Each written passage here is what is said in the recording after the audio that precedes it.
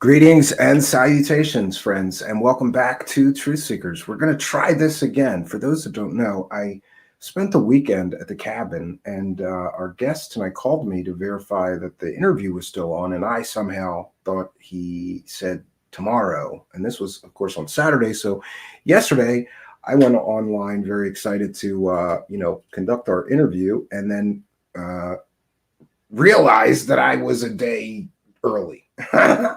But these things happen. What can I tell you about tonight's guest? For those that don't know, he was actually the first person that I ever interviewed in the land of UFOs, conspiracies, and Bigfoot or whatever. You might remember the very first episode of the Midnight Hour show was on one of my very favorite UFO cases, and that would be the Kecksburg UFO crash. Our guest tonight, Stan Gordon, had been heavily involved in the Kecksburg UFO crash since it began. He has been involved in that UFO incident since he was a child, and that perhaps might be what got him started down the rabbit hole of UFOs, Bigfoot, and paranormal events.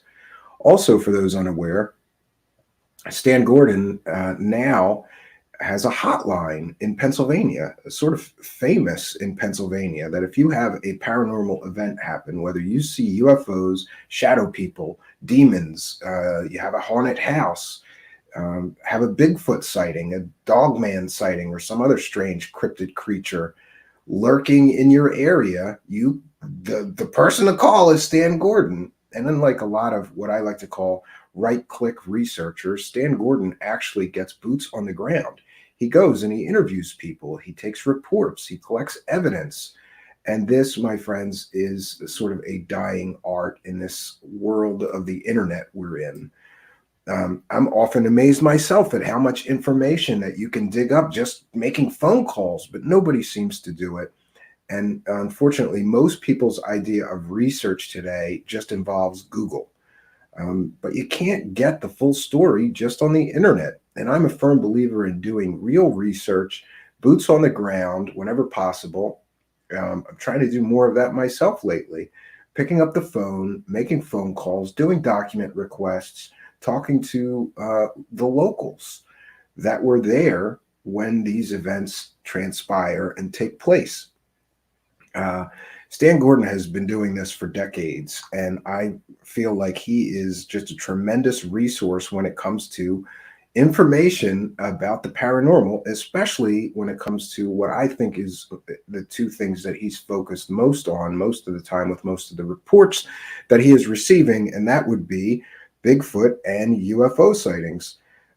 We're doing this old school. He's not very big on computers, so we're going to do an interview right on the phone. We're going to see if we can't get him on the phone today. Hopefully, he'll be available.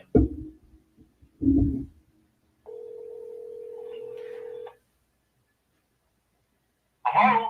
Hey, Mr. Gordon, it's Steve Campion. So sorry about yesterday. Oh, Steve, no problem at all. Sorry I couldn't talk last night. No, it's quite all right. We managed to have a fun show. Anyway, these things happen with a live show. And I can tell you what did happen is that I've been bouncing back and forth between this cabin in the Poconos and my home in Warminster, Pennsylvania. And so all my calendars and all my stuff is in my office. I misheard you and thought you said, "Are you okay to do the interview tomorrow?" Just assumed that I had to, didn't even look on my calendar. I just went live ready to interview you. So I apologize. I'm glad that you're here today. Well, I'm glad to be here as well. Yeah, I was telling the audience that you're actually the first person that I ever interviewed. And I mentioned yesterday that I contacted so many people starting a new show. Nobody was really very helpful, but you were. So I want to thank you and recognize you for that. And where to even begin, because I haven't talked to you in quite a long time. You told me that the UFO reports are going nuts right now that you're getting. Is that the case? Well, they've been active. I can tell you even the last couple of weeks we've had some very interesting reports coming in. You know, my hotline's been open since 1969, and I get calls all the time. It never stops ringing. Reports come in here all year round, every year, all month of the year. It's amazing. And, of course, a lot of sightings come in, and we can figure here on what people see. There are many UFO sightings that turn out to be misidentification of natural or man-made objects. But every year we're receiving reports you cannot easily dismiss. And over the years, I've investigated multitudes of very close-range, low-level UFO cases that are not lights in the sky, but large structured objects. And these reports continue to go on. You don't hear about them in the news because the witnesses don't want any publicity. People from all walks of life call in, men, women, children, and you've got engineers, you've got police officers, you've got pilots. Reputable people are reporting these incidents, and they just don't want any publicity. So that's why you rarely hear about it in the news. Yeah, but it's interesting that they feel okay to go to you. And I mentioned that you have somewhat of a reputation in Pennsylvania for being the paranormal guy. Like if people have a strange experience, they call your hotline. And if you're able to do it, you often go and talk to these people in person, right? And you try to collect evidence and get the story and have record of that, right? Well, I've been doing this now over 62 years, believe it or not. And in all the years I've been doing this, it's hard to believe I've never seen a UFO or a Bigfoot, which I've investigated hundreds of Bigfoot sightings in Pennsylvania as well. And for many, many years, well, going back years ago, and for many years thereafter, from 1970 on for many years, I had founded and directed 3 volunteer research groups that investigated all kinds of phenomena across Pennsylvania. And the people involved in the group, the majority of people were specialists. We had scientists, we had engineers, technicians, police officers, former military people, just all kinds of specialists. And we did this around our full-time job, so it was all volunteer. And I had it set up where we would respond to cases 24 hours a day when we could, which we did many, many cases. That's why we were able to document these cases so quickly. And while the information was fresh, and in some cases there was physical evidence, we gathered the evidence for labs to examine. And it's just amazing what we've done over the years and the cases going, but it's an ongoing phenomenon. And so many people don't realize that this is going on much more often than people realize. Yeah, and I'm so interested in the reports that you get because I'm in the same state you are. I'm on the other side of the state, but I'm still very close to you. And I'm hopeful that I can get with you and get maybe some information about Bigfoot and Sasquatch sightings that may be close to the Poconos. Because I think that you might have heard there's a lot of sightings in the Pocono Mountains of Pennsylvania of what can only be called a Bigfoot, right? That's correct. And there are sightings all over Pennsylvania. There have been for years and years, even though I get a majority reports I get from Southwest PA, western parts of the state. We do get reports from all over for years going back to at least the 1970s. And I'm aware that, yes, there is activity going on up there on the Pennsylvania-New York border. There has been for a long, long time. We hear these reports. I know of one area up there that the last few years, there's been a lot of activity up there, a lot of strange activity, even besides Bigfoot, which I'm sure we can talk about. Some of these other reports, and you may have heard about some of these other type of phenomena as well. But yeah, Bigfoot sightings go on every year again. It's just like UFOs. They go on every year. It's more sporadic. And some years, for example, 1973 is when some amazing things were happening here in Pennsylvania. I ended up writing a whole book about it several years ago, and it was an incredible time. 1973, and luckily, my first research group was pretty well set up by then, and we were investigating cases around the state, so we were able to respond to many of these incidents.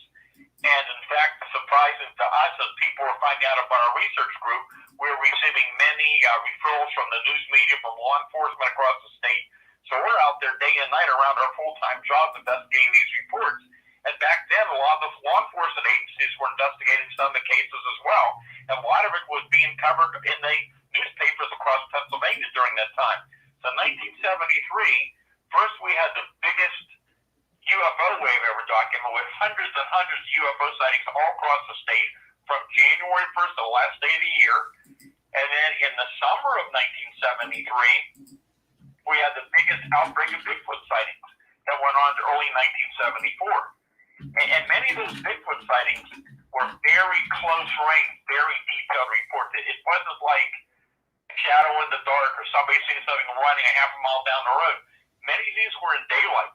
Some when I tell you some people are 10, 15, 20 feet away from these things, there were some reports like that. And they saw these things from head to toe. And in some cases, there was more than one creature seen together.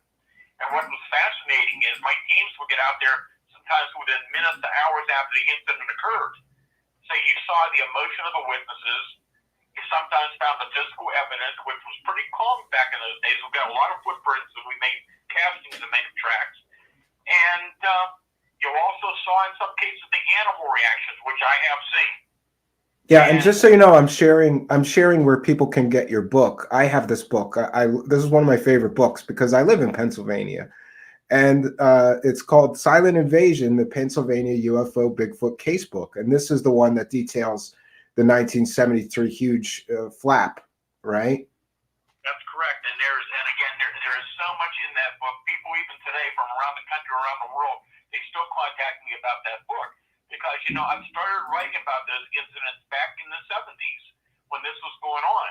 And there was a lot more ridicule back in those days. But I was in contact with many of the well-known names in the Bigfoot UFO field back during that time from around the country and actually around the world. And I was writing about some of the strange things that I was finding, which we can talk about. And a lot of them acknowledged that, yeah, they heard about these reports, they were aware, but they were reluctant to talk about it or writing about it because they were afraid of being laughed at by their fellow researchers, so they didn't want to do it. Mm-hmm. My position has always been, I don't have the answers. This is what we're documenting, and this is what we're finding. I believe these reports are authentic, and I'm sharing it, and hopefully that more witnesses and other researchers will get more information out. And now in more recent years, you're hearing a lot about the same things I wrote about in the 70s. And it's going on not only in Pennsylvania, but all around the country and around the world. Similar phenomena is going on. Let me tell you about a few of the things I found in 73, which I go into the book in great detail. We get out to some of these locations, there'll be trails of these huge footprints, and all types of ground conditions, including in the winter and the snow, with a very large stride between them. But the tracks would just suddenly, abruptly stop when there should have been more tracks. And there's no way in some of the conditions we found them, they could have been fabricated. Yeah, and it's interesting to me, like people don't walk around in their bare feet in the snow, right, in the middle of winter. And who has bare feet that big? I remember from the book some of the descriptions of the sizes of these tracks, which is always amazing to me, the size of the tracks. And you've got casts of some of them, correct? That is correct, yes. And this is going on, again, in more recent years. I mean, people send me in photographs and videos of these tracks where you can see clearly a path of these large tracks, and then suddenly there's no more, and there's no reason for them to just stop without there being more tracks. And there's no other tracks around there. There's no way it could have been fabricated under those conditions. And then in 73, besides the disappearing, the abruptly stopping tracks, other odd things would come to our attention. And one of the patterns we began to see was you'd have a UFO sighting in a certain area. Within minutes to hours and days later, you have a Bigfoot sighting or vice versa.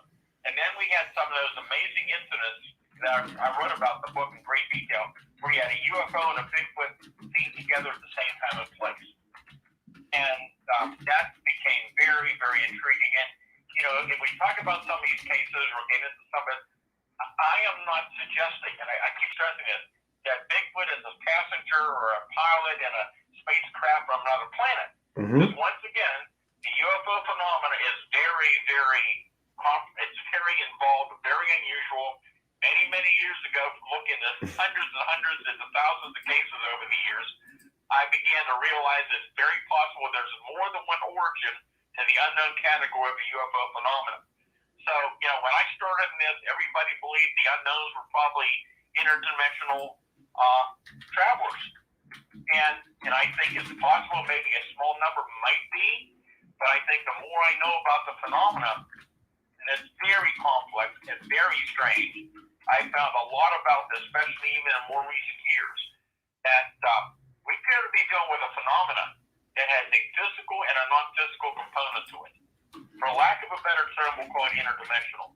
And I think the government's finding more and more about this too, because you've heard a lot about the government investigation more recent years, the programs going on, and the fact that Navy pilots, Navy personnel have seen these objects, and they're doing the same thing I've been saying for years. These things suddenly appear, Sometimes they look physically solid, then they can physically change form, they can appear and disappear, and there's much more to this than any of us understand. But also, I have cases with Bigfoot, many of them, and again, it's not just me. This is going on all over the country, around the world, of incidents which suggest that Bigfoot may not be a normal, physical, unknown animal. It might be something much stranger, and I can tell you about cases like that. Yeah, I've often wondered. We talked about this before, that there is a great deal of evidence that in places where there's a lot of UFO sightings, we also you can cross-reference that there's a great many Bigfoot sightings. So there's a documentary for people if they're interested, featuring Mr. Gordon. It's called Alien Paranormal: Bigfoot, UFOs, and the Men in Black, and this is a documentary. It's free on Voodoo Fandango with ads. I'm going to share that just so people, if they're interested, can check that out. That's a great documentary that talks about the connection or possible connection between Bigfoot and UFOs. It seems to me that some of this phenomenon may be interrelated somehow. Why are people seeing UFOs in the same area they're seeing Bigfoot creatures? Yeah, and actually there's some other really good documentaries that are a little more recent. And from the top of my head, one is called Paranormal Bigfoot. Mm-hmm. And there's also another one which has been really popular. It's very good about the Chestnut Ridge and all the phenomena here in Western PA along a Chestnut Ridge, where all kind of I saw that one and made me want to drive out there, right? and that's called Invasion on Chestnut Ridge. Yeah, they had a lot of sightings of them, a lot of sightings. And, I have a cabin in the Poconos. And the one thing that always bothers me is that people say that these are misidentified bears, because we have black bears. And the only time that I've ever seen a black bear on its hind legs, it was scratching its back on a tree. But it was very obviously a bear. You know what I mean? And so people discount these things as maybe, I'm sure some of them may be misidentified bears or other animals. But what do you think about the argument that people are seeing animals and they're not seeing, anything extraordinary? Okay, well, first of all, again, many of the sightings I've investigated, and there are multitudes of them, and other investigators here in PA too, these are daylight sightings, many of them. They're close range. Many experienced hunters and outdoorsmen have confronted these things. Many of those guys I interviewed over the years were guys that spent years out in the woods that never believed in Bigfoot, had never seen one, but once they did, their lives were changed. They couldn't believe they saw something that was not supposed to exist. And of course, with a lot of the reports of these creatures, these things are walking upright, sometimes a little stooped over. But one thing that really stands out is that the arms are exceptionally long when they're walking upright. Mm-hmm. They're down past these, sometimes almost down to the ground. And that's one thing, of course, is much different than a bear report. Yeah, obviously. So you've been studying this thing for quite some time, and I think that you may have changed your opinion. Was there a time that you thought, like many, that Bigfoot was an unknown primate that somehow survived out in the woods in remote areas? And what was it that, because a lot of people seem to think it's just a primate, an undiscovered primate. But considering all I've read about Bigfoot and the way it disappears or seems to come in and out of people's perceptions, I think you may be right on the interdimensional side of things, right? Well, I started this when I was a 10-year-old kid, very interested in science and electronics, and I started again, I was 1959, and then I've been out in the field since 1965, since the Kecksburg UFO incident. And then I had my groups from 1970 for many, many years. So we're out there day and night investigating these reports. Well, in the early years when I got involved, I was aware of Bigfoot. I was aware of the reports around the country and here in Pennsylvania.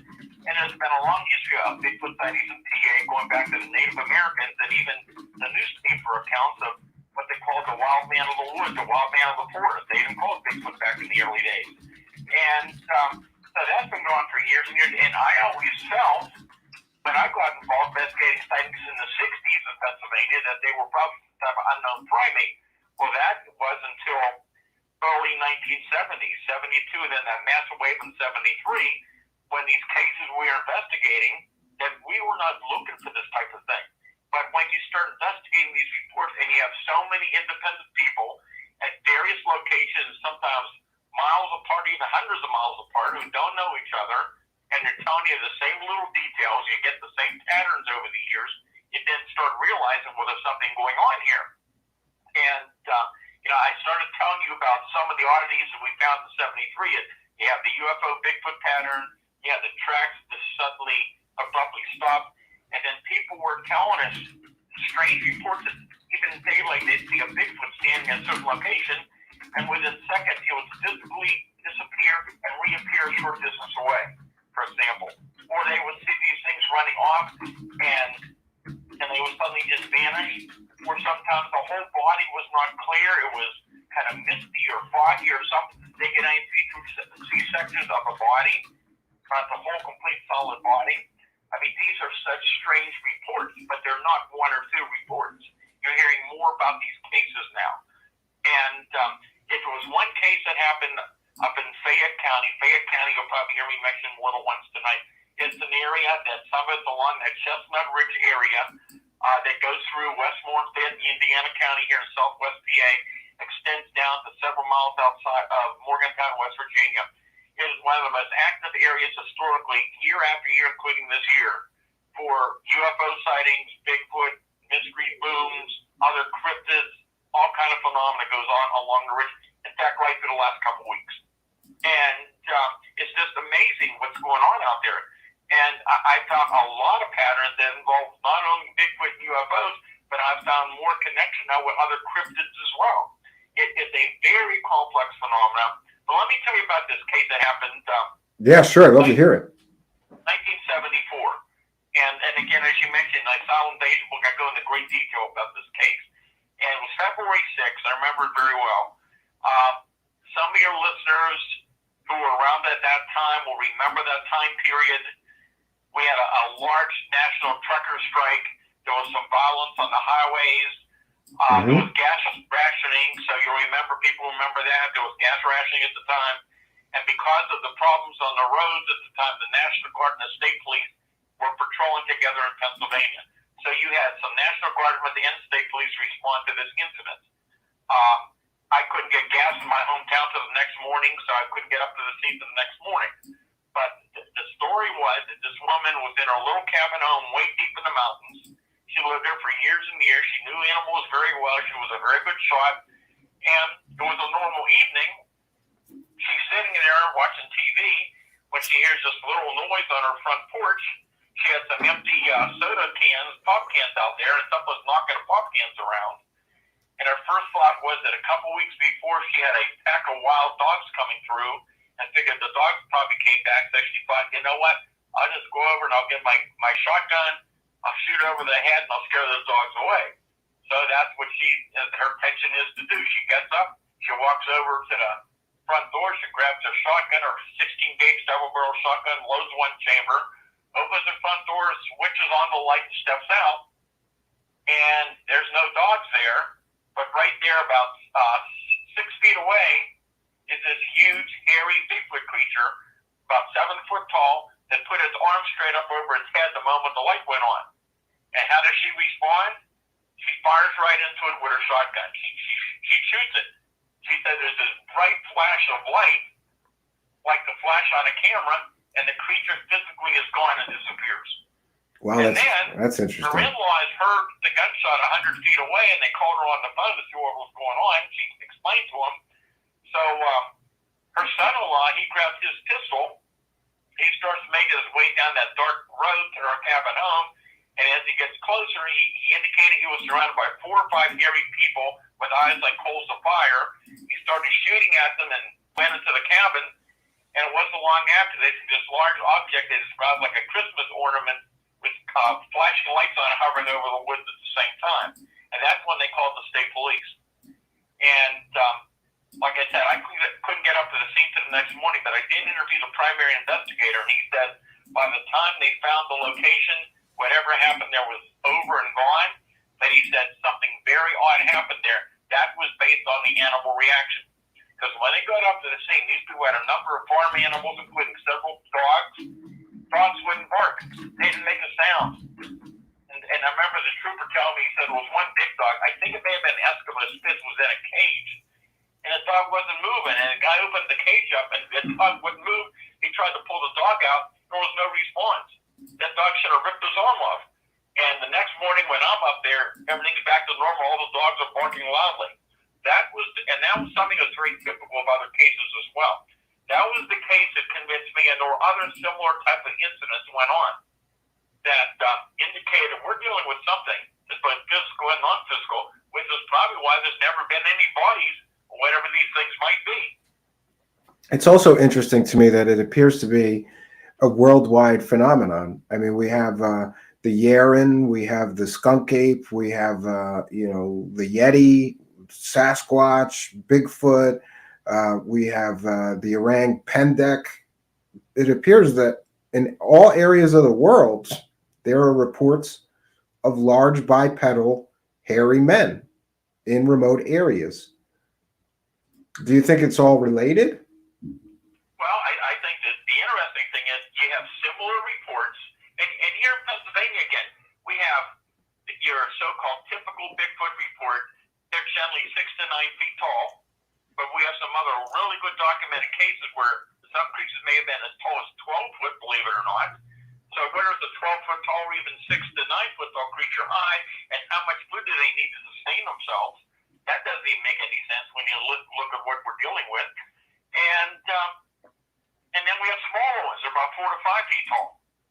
And the whole thing is, with all these sightings for years and years throughout the world, nobody yet has confirmed a body. We hear stories, we hear rumors, but nobody's ever come up with a body. And again, I don't put it past the possibility that maybe there is some type of unknown species out there. But I think a lot of what we're dealing with, the more I know about it, the more other researchers are finding out that we may be dealing with something that's much more unusual. And one of the things that's been showing up, again, I've talked about this for years, but it's showing up more and more around the country, is that, well, what I started investigating is what I call mini-UFO sightings. I started investigating them back in the 1960s. It's something that very few people talk about, but you're beginning to hear more about this in recent years, too. So these very small objects are not high altitude in the sky. These things are lower to the ground. They come very close to people. They come right up to humans. I've had cases of these things pacing vehicles and entering homes and cars through open windows and then gliding around and going back out the window or going right through the body of the vehicle, for example, right through a wall of the house. And these objects are anywhere from, the smallest ones look like huge oversized fireflies or lightning bugs.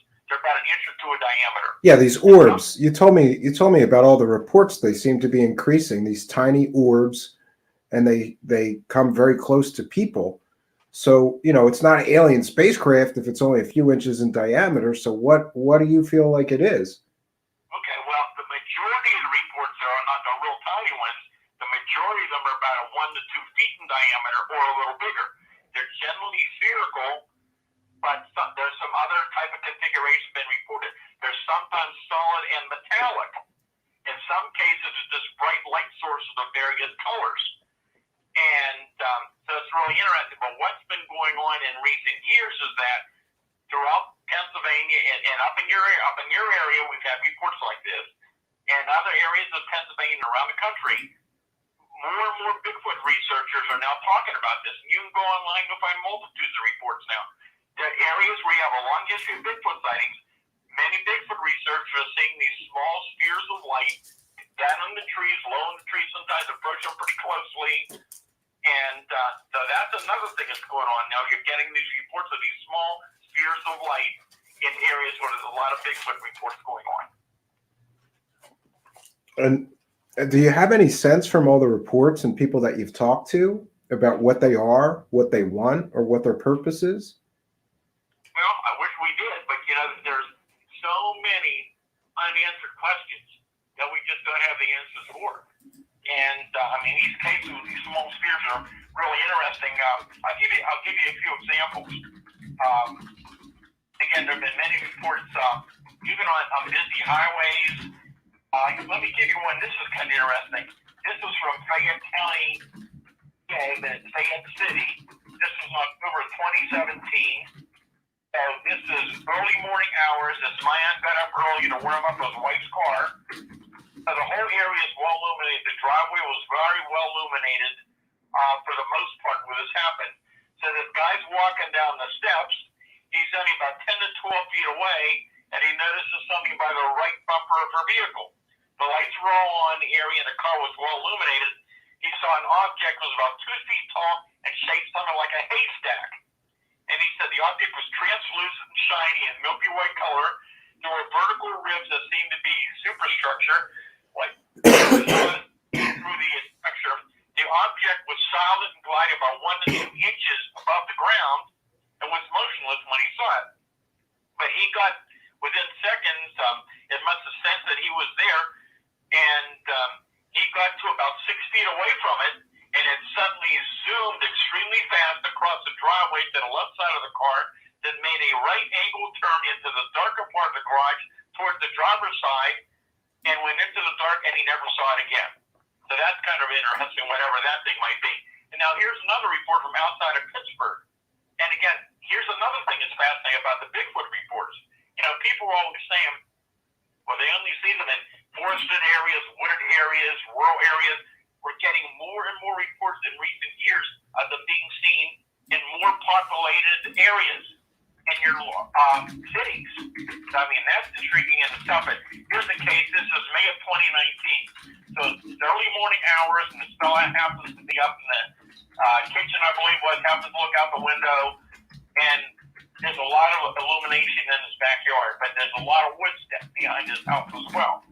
So he sees this small Bigfoot, about 4.5 to 5 feet tall, covered with dark hair, long hair on the head and back, walking on 2 legs. You can see the arms extending almost down to the knees again. He said the arms were swinging. The area was illuminated by outdoor lighting, so he got a good view of this thing. And he says he watches this thing enter a particular, right in a certain spot, it goes into the wooded area. And he said about 3 seconds later, after the creature entered that area of the wood, that a bright sphere of light, about 3 to 4 inches in diameter, suddenly appeared. He said it was similar to looking into the front of a flashlight, but it was about 4 feet off the ground. The light then moved a short distance and then vanished. A few seconds later, the light appeared again about 10 feet away. The small sphere emitted a bright beam of light about 10 to 12 feet in length. In a few seconds, it disappeared, and that was it. So here again, you've got these type of reports that are very unusual. Yeah, and just so you know, some of our audience tends to be a skeptical bunch. We have a mix here of people who are true believers. We have a mix of very skeptical people and people all in between that spectrum. So some people are asking about more about proof or physical evidence. Some of the reports that you take, people have, some form of evidence besides their stories. Isn't that correct? Some people have pictures of the objects they saw and things like that. Oh yeah, and each case is different. But I mean, we've had incidents of UFO landing cases where we had materials recovered. We had labs examine it. And one case, he's going back, trying to remember memory, maybe 1990, north of Pittsburgh, where a really isolated area where somebody had seen something coming down, and they found these very large, numerous burnt areas, and we didn't know about it until about a week later, and we got a team up there. Unfortunately, I wasn't there that night, and these burnt areas were quite interesting, and we sent the lab samples, and there was no accelerants, no indication of anything fabricated on it. Coincidentally, at that time, that's when he had this big camcorders out there, and my team, they had 2, I remember one person, my group had one. Anyhow, while they were there, a UFO, like a child's top, appeared in the sky. It spun there and hovered there for several minutes and took off at a high rate of speed. 3 different people in the area videotaped it at the same time, which is quite interesting. And so you've got multiple reports of the same thing. That would seem to be, much more believable than a single report, right? Oh yeah, and that happens quite often. I mean, quite often we'll get reports from more than one person the same area, and sometimes the same night, sometimes weeks or months later, but we'll get other people confirming the story, and that's interesting. But talking about skepticism, I had a lot of people in my research group. I had had physicists, I had chemists, geologists, I had forensic people, I had police officers. They were involved in the group. A lot of them were very open-minded but skeptical. And some of them were very skeptical. And some of these guys, and men or women, spent sometimes months or years out in the field with me. Some of these people, luckily, are still around today. And as they took the time to go out and investigate the reports, they interviewed the witnesses, they saw the animal reaction, they saw the evidence of scene, but over a period of a long time, you begin to see the similarities of the details, you see the emotion of the witnesses, you see the animal reactions, you see the patterns, and they began to realize something is going on here. It's just we don't know what it was. And that was especially after that most amazing case that I think you read about in my book, October 25th, 1973 in Fayette County, outside of Uniontown, when you had multiple witnesses observed this barn-sized UFO land on a pasture of a farm, and while the object's on the ground, there's two Bigfoot creatures standing there at the same time. And that's probably one of the most amazing, well-documented incidents ever recorded anywhere in the world. There's a lot of strange elements to it, which I detail. And but what's also interesting was the key witness of the case, the son of the farmer on the property, who he and two young boys went up to investigate after seeing this thing coming down. And it went from a huge barn-sized spherical red sphere to a bright white half-a-sphere, like a big white dove about 100 feet in diameter, that was on the ground right above it, and the two creatures standing in the field at the same time. And the guy, just to make the story short, the guy takes several shots at the creatures with no effect on them, using a 30-06, and he was a very good hunter, and he sure he hit them with no effect on them. But at one point, when he took a shot with it, he had two different tracers with him too. He didn't know he had tracer bullets. He just got that luminous trail. When he fired the second tracer, the largest of the two creatures, that was about 8 foot tall, the other was about 7 feet tall. They're covered in long, dark, matted hair. They have no neck. The arms are down almost to the ground. They're very long. They have luminous, glowing green eyes, and they're making these baby crying, whining noises. And when the man fired the second tracer, the largest creature reached out to grab at it and made this loud baby crying, whining noise. And at the same time, that large object just vanished and disappeared. It didn't take off. It was just gone. So all the most of the luminosity in the area went gone. It was making a high-pitched whining noise. It stopped. The creatures turned around, started walking back along this barbed wire fence towards the woods where they came from. He's firing live ammo into them with no effect on them. And they called the state police. And when what do the police say when people are calling in Bigfoot? I'm just curious what police generally say when people are calling in strange creature sightings in Bigfoot. Do they take it at all seriously, or do they kind of laugh it off and, just answer the call, but shelf whatever they, shelf their report of it? Well, I can tell you back in those years, the 70s, the 80s, when the public were reporting many incidents like that, they were not laughing them off too much in many cases. Each case is different. I guess it depends on the personnel who might answer the phone. But back then, they responded.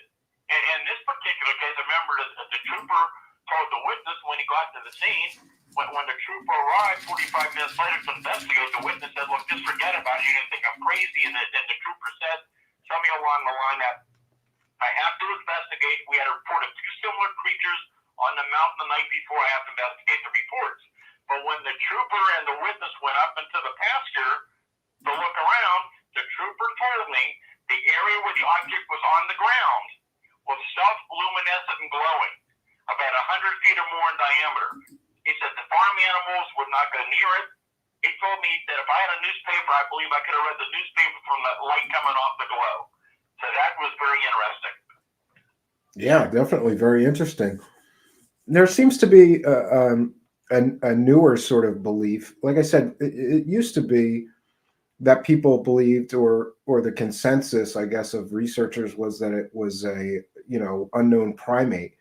But as more information becomes available, more and more people talk about these things that many people call high strangeness, or areas where there's UFO sightings, Bigfoot sightings, other cryptid creatures. maybe even ghosts or haunted houses, hauntings. Do you believe that maybe all of these things are somehow related? It's all the same phenomenon or different faces of the same phenomenon? And the more I've learned about, especially in the last several years, the more I know about the phenomenon. Like I said, we wouldn't even begin to talk about this tonight. It is so complex, it is so involved. But the more I know about the phenomenon, the more it seems that a number of different anomalies may somehow be interconnected. I don't have the answers, I can tell you that, but I can tell you one pattern I found years and years ago was that many close-range, low-level UFO encounters. So we're talking not just lights in the sky, we're talking large, what appear to be solid objects. But don't forget, I've also told you that even in case we have what appear to be solid physical objects, at times will fade away, disappear, or change physical form. That even happened in cases this year. And so you have that type of thing going on. And so there's more to this than we understand. So you've got that, and I just lost my train of thought. Yeah, sure. I was talking about the possible connection between all of these paranormal types of events: ghosts, demons, shadow people, Bigfoot, dogman sightings, UFOs, alien creatures. Maybe it's all the same phenomenon and different faces of the same phenomenon somehow. And I think more and more we're starting to find out. What I started to tell you was, here's the pattern I found. Many low-level, close-range UFO sightings and many encounters with Bigfoot and other cryptids commonly occur in the vicinity of high-energy sources. So you have many sightings around high-tension power lines, power plants, cell phone towers, radio communication towers, bodies of water, railroad tracks, gas lines, gas wells. Very, very common. There's definitely an energy connection to whatever we're dealing with. And the reports get weirder and weirder. And, you know, we've all heard of the Skinwalker Ranch. Well, when I was investigating in the 70s was the same thing was going on here. And I was realizing over the years that there were certain areas that the phenomena, for whatever reason, seems to focus or concentrate on. So it could be a certain geographical location, a certain property where the phenomena occurs. Some of these places have historically had these incidents for years and years, including up in your area. I know of one. And there are other places where the phenomena might just begin. So going back in memory, 1979, if I remember, on the border of Westmoreland and Armstrong County in southwest PA, you had a series of incidents that started, but it really intensified in 81 or 82. This all began, as I recall, from people seeing an object fall from the sky one afternoon into a large wooded area, and after that they began to hear growls and screams, and all kind of phenomena began to have. They saw strange lights, and as time went on, they began to have many Bigfoot sightings in the area, balls of light, strange footprints. And then you had also at the same time an outbreak of Black Panther sightings. Oh, yeah, I've always found those interesting, but I've always worried that people are just misidentifying stray black cats, because at my cabin I saw a big, what I thought was a big black cat. I thought it was like a panther, and then it turned out it was just like one of the locals have some stray, there's just stray cats around there. It just happened to be a black cat. But on first sight of it, I was convinced that it was a big cat. And then it turned out later I saw it and it was, just a regular house cat. But there are some pictures and even videos of these large black cat sightings too. That's another interesting cryptid, right? Well, I've written about these cases previously, and I've investigated quite a lot of them. We had, the last couple of years, we had some very, very close-range daylight. I mean, I had one guy who was 10 feet away from one. Scared the heck out of him, let me tell you. And again, hunters, outdoorsmen, very credible people have had encounters with these things. And I found some similarities to some of the strange things with Bigfoot. But one of the things was, in these areas where you have this outbreak of various Bigfoot, you sometimes have other cryptids. So while you were having an outbreak of Bigfoot sightings in that area, you began to have an outbreak of Black Panther sightings at the same time. And by the way, this event actually made the Pittsburgh TV news and newspapers. It was such a big deal that went on because you had so many credible witnesses. And And again, there have been so many cases of Black Panther sightings. And yes, have there been a misidentification? Yep. Some of the reports are some where they're distance away and people misidentify some very large house cat. But we're talking an animal that people would generally consider a black leopard or black jaguar. Not an animal common in this part of the world. And yet similar things have gone on throughout the country where these things aren't supposed to exist. But let me tell you of one case I investigated that just shows a similarity with a Bigfoot case I just talked to you about. Sure. So this, February 1983. Very, it was cold early morning. This man's coming home from friends. It's 1 o'clock in the morning, pulls into his driveway, his car's overheating.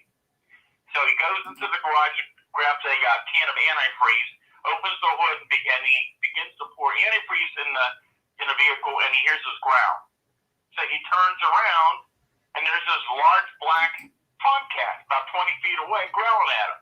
Well, he didn't think too much about it because, sure, there's big cats around there. So a few seconds later, he goes back to working on putting more antifreeze in the car. A few seconds later, he hears another growl, but this growl is much louder and deeper, and he turns around and he's shocked because that large house cat has now physically grown about another foot in size. So the man throws the empty antifreeze can at the animal, which he hits. It growls fiercely at him like it's going to attack him, takes 2 or 3 steps backwards and growls as it's moving up the illuminated roadway up outside of his home. He runs inside and grabs his pistol, and he goes outside and takes a shot, but he realized at this point that the animal now has physically grown to the size of what an animal you saw in the zoo, like a black leopard or black jaguar with a long tail and has luminous yellow eyes staring at him. He takes a shot, he didn't know if he hit it, and it physically vanishes and disappears right in front of him. Yeah, this is the kind of stuff that, it kind of makes you wonder what is it that people are seeing. And you mentioned these areas that may be hotspots. I've read a lot of research about magnetic fields and their effect on the human brain. Is it possible that some of these hotspot areas have high magnetic fields and that might be causing people to believe they see something that's not really truly there? Or in other words, do you believe that there may be some scientific explanation, especially for some of these hotspots where people keep seeing weird things? And historically, there's been many reports in some areas of many strange things. Well, I think electromagnetism plays a role. Again, the energy connection does. Again, you got to remember, you've got animal reactions, and animals are reacting to it as well. But physical evidence at the scene, I don't think it's all hallucinatory. And but again, now here's another aspect of the case, and there's many. Again, we probably wouldn't have time to talk about tonight. But anyhow, you've heard years and years ago with UFO cases going back to at least the 1950s, at least that early. And anyhow, you would have these large objects would hover over cars, be very close to vehicles, and when they were, the vehicle would shut off. Lose power, the headlight begin to fade, and then the object would move off and the power come back on. Well, there's not a lot of them, but there are cases I've investigated them all around the country where, for example, a Bigfoot walks out near a car, and suddenly the engine begins to sputter, it begins to lose power, and as the creature moves off into the woods, the power comes back on, the car works normally. So you have these electromagnetic effects as well. Yeah, this is I've heard that description of the car shutting off in so many different cases. It appears that they have some kind of negative effect on electronics, as if there's some sort of like EMP effect, electromagnetic pulse that shuts down anything electronic. We also see reports of this in some crop circles where people will take a camera or other battery powered device inside a crop circle, and suddenly the device goes off and loses all power. That's another strange phenomenon. I don't understand how they're able to do that stuff or why that's the case, but it seems to be the case, right? Yeah, and also something else I've noticed for years, and I started noticing many years ago, that there are times when people attempt to take pictures about UFOs and cryptids, and they're normally operating a cell phone camera, their old digital camera. would malfunction at the time. I've even found cases now where people, right after the experience, went to take pictures of physical evidence left behind by the creature, and the camera would malfunction. But this has happened more and more with low-level UFO cases in more recent years as well. And you get these other cases with Bigfoot as well. Like I said, this is such a complicated, bizarre phenomenon. There's no way Yeah. to it. We just don't understand what we're dealing with. Yeah, and I get that some people are skeptical, and they're like, for some people, no evidence is enough, though. This is a very elusive kind of phenomenon. It's not like, like I'm sure people would prefer they just land on the White House lawn, or Bigfoot shows up somewhere where everybody can see it. And, I wanted to ask you, though, what do you think of some of the so-called evidence that others are presenting? There's been a sort of bevy of documentaries about Bigfoot lately. And somebody mentioned one person in particular who's got, some film that he claims are Bigfoot creatures. And also, what do you think of the I don't know, decades long debate of this Patterson-Gimlin footage?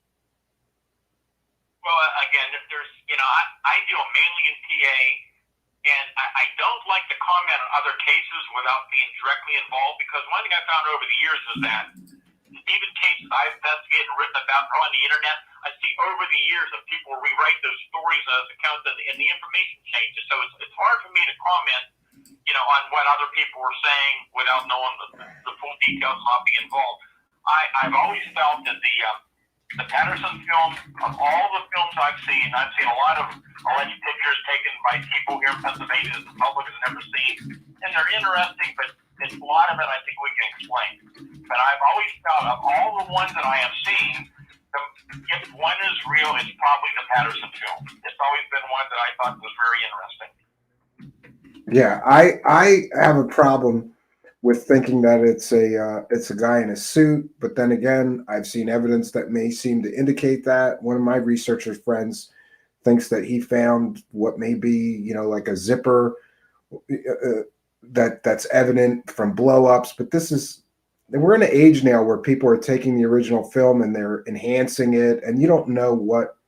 I mean, I'm a computer science guy. Unless I know exactly what that algorithm that's doing the enhancement is doing to the original source material, I don't really trust enhanced images. But people have done sort of forensic analysis of, like the locomotion of this thing, and saying that it couldn't be a man in a suit. But then there's other people who claim that they were the guy in the suit. And one guy passed a lie detector claiming he was the guy in the suit. This is kind of like the rabbit hole, right? You get in there, and then I suppose the believers are going to believe the evidence that supports it's real, and the skeptics may believe the evidence that supports it's not real. And we don't seem to get any closer to, a verdict, right? And that's right. And again, even with UFO case I investigate, a lot of these come from very credible people. But when you take the time to investigate the report, very commonly they're misidentifications. This time of the year we get a lot of calls on Venus sightings.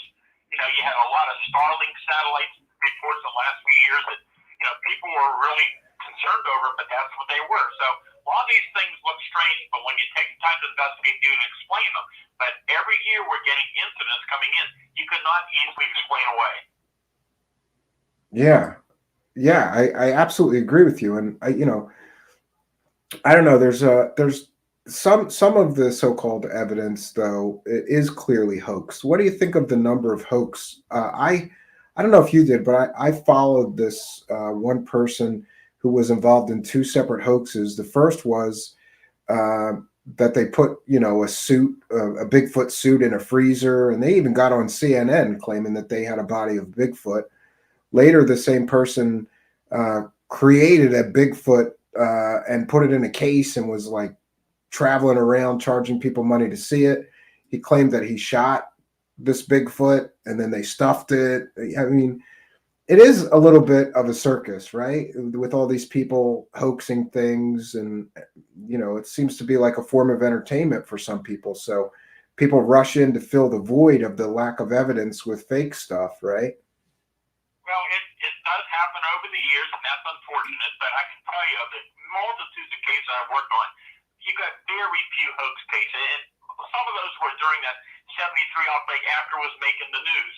And mainly it was with footprints. And it was very easy for a team to get out there and tell the difference between authentic tracks and other ones. And so that happens on occasion, but it's not a common thing. There's more misidentifications, many more than hoaxes. Yeah, and I would tend to agree with you. And some, you know, I mean, of course, I don't want to believe a hoax. So if something's fake, I want to know that it's fake. But some of this stuff, especially something like the Patterson Gimlin footage, I mean, it's been analyzed to death, and really, whether somebody will say that's real, genuine footage of a real animal or not, it depends on who you ask, right? It really depends on who you ask. And I know Jeff Meldrum and some of the other Bigfoot researchers are absolutely convinced that that's a real animal and that it couldn't be a human in a suit. And other people are convinced it's a guy in a suit. But nobody has been able to recreate that with a guy in a suit to that level of detail, in my view, so far, right? I don't know. Well, of course, that's an interesting case, but I basically rely on the multitudes of witnesses that we've interviewed. We were out to the scene a lot of these cases. You know, they're very detailed accounts where people were extremely close. And there's no way they could misidentificate these things, for example, as a bear or somebody in a suit or a large dog, which we had some case years ago of a large, shaggy dog that people reported, and that's what they were. They weren't They thought it was a Bigfoot, huh? He must have been a big dog. There was some pretty big dogs that people. I remember one case we had reported during the 70s of they thought it was a dead Bigfoot as they rode along the road, and when going back, they found a very large, shaggy dog dead in the bushes. Yeah. I mean, as a child, I once saw a silvery dog, like a gray dog, in the woods, and I swore that it was a wolf. It turned out to be a neighbor's dog got out of the yard, and I just was young and inexperienced and didn't know the difference between like a Malamute husky and a wolf. To me, I saw a wolf in the woods. You know, some short time later, my father was talking to the neighbors and found out that it was a local dog. So misidentification definitely happens. I wanted to pivot because the UFO folks are getting antsy. They're like, this is all Bigfoot. Where's the UFO stuff? So I wanted to mention that you are probably the world's leading expert, most would agree with me, on the Kecksburg UFO crash. And you began your interest in that as a child, right? You heard the first reports of it, and then you've been investigating it all your life. We've got a previous interview with you from ages ago about the basics of the Kecksburg case, but I wondered if you are still looking into that and if there has been any new developments into the famous Kecksburg UFO crash. Well, unfortunately, in more recent years, many of the witnesses have passed away. A lot of the other ones are way up in age now, and so unfortunately, we're losing good, reputable witnesses. We're not hearing as much as we did. But, I was 16 years old when the incident happened in 1965. I was documenting it as it was breaking on the Pittsburgh area radio and TV news that evening on December 9th. And over many, many years, I tracked down hundreds of people who were involved in the case. And I have no doubt that an object of still undetermined origin did fall from the sky near Kecksburg in 1965 and was recovered by the military.